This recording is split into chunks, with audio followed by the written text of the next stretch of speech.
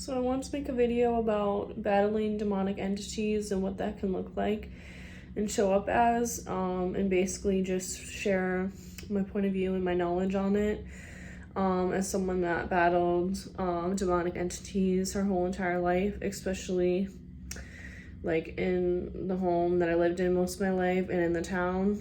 I was battling demonic entities, so it was spiritual. You couldn't really see it. But yeah, the entities were basically latched on to me. So they weren't like inside of me, but they were like on me, I'm pretty sure, like all my life. So I had to suffer a lot and like go through a lot of things that like other people didn't have to go through. Because I had constant entities like on me or like around me. Because they were either in and out of the home or just in the environment where I grew up wasn't very healthy for me.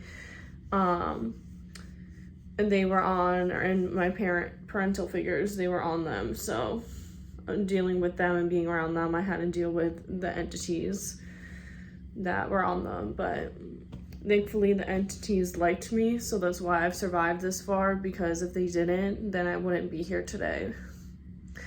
But I still had to suffer and go through a lot, and that can show up in your mental health or your physical health. So you might have problems or struggles with that. And yeah, a lot of people tend to think it's funny because they haven't dealt with demonic entities, so they better hope they never do, because if they do, they probably won't survive. But yeah, those are just all the ignorant people that lived off my energy, that thought it was funny that I was suffering. Yeah, but I figured I would make this video anyways because I wanted to talk about battling demonic entities, and how I really had to try to stay sane and like do whatever came to my mind that like calmed me down and that helped me, because I wouldn't have made it through if it wasn't for just, staying calm. Basically, that's all you can do.